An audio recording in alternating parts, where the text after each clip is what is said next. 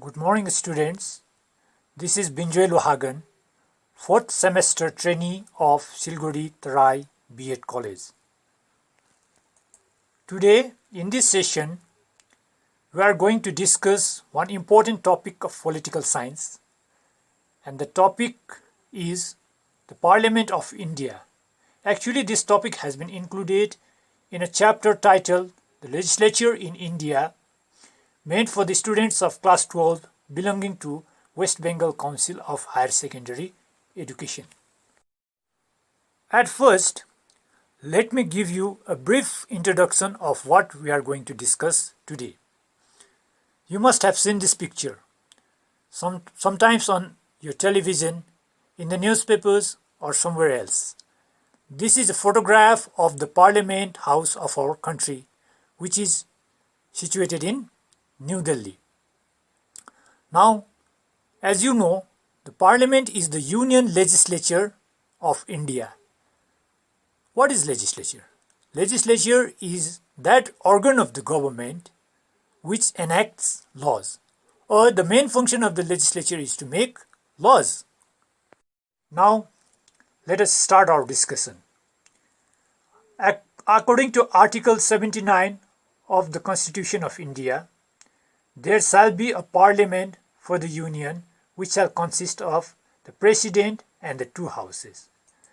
From this article, it can be clearly understood that our parliament consists of the president and the two houses.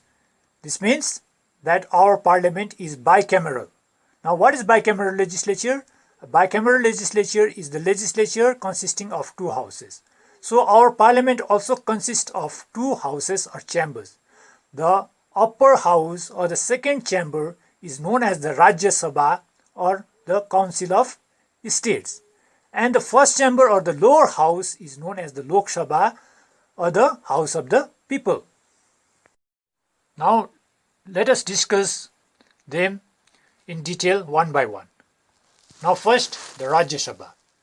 The Rajya Sabha is the second chamber or the upper house of the parliament. It is also known as the Council of States, or sometimes it is also known as the House of the Elders.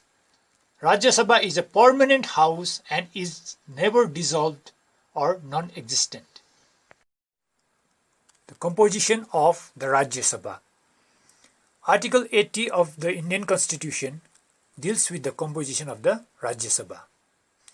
The Rajya Sabha or the Council of State, it composed of not more than 250 members. That is, the total number of seats in the Rajya Sabha should not be more than 250. Out of these 250 members, not more than 238 members shall be the elected representatives of the states and the union territories.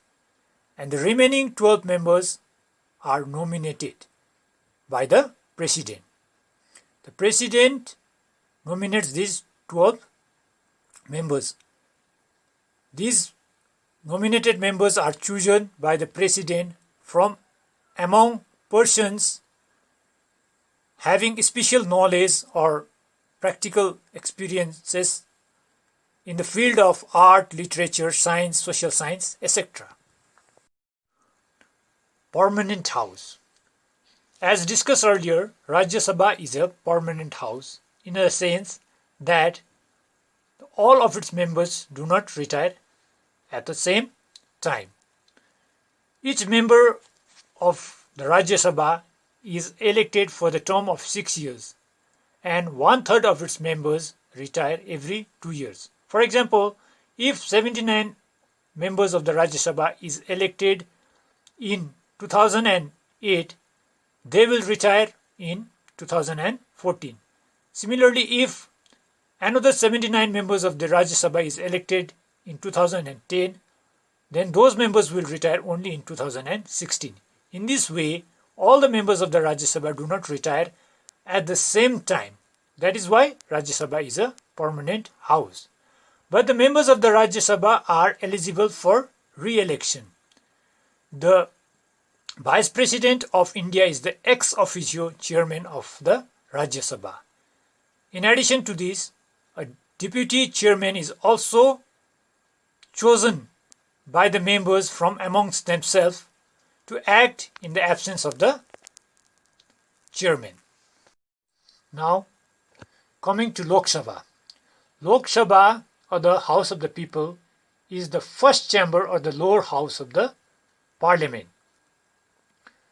Unless dissolved earlier, Lok Sabha is formed for the period of 5 years, for the term of 5 years. As you know, the elections to the Lok Sabha are held in every 5 years. This means that Lok Sabha is formed for the term of 5 years unless dissolved earlier. But it can be extended for 1 year at a time during the time of emergency. Now, the composition of the Lok Sabha. The composition of the Lok Sabha is guided by Article 81, 82, 83 and 331 of the Constitution of India. The Lok Sabha, or the House of the People, consists of not more than 552 members. That means the total number of seats, or the maximum number of seats in the Lok Sabha is 552. Now, out of these 552 seats, not more than 530 members shall be directly elected or chosen by the territorial constituencies in the states, and not more than 20 members shall be the representatives of the union territories, chosen in such a manner as the Parliament may by law provide. Similarly, the President of India, if he feels that the Anglo-Indian community is not adequately represented in this house, nominates not more than 2 members of that community to the Lok Sabha. Coming to the tenure or the duration of the Lok Sabha. The House of the People, that is the Lok Sabha, unless dissolved earlier, can continue for the term of 5 years. That is, the tenure of the Lok Sabha is 5 years.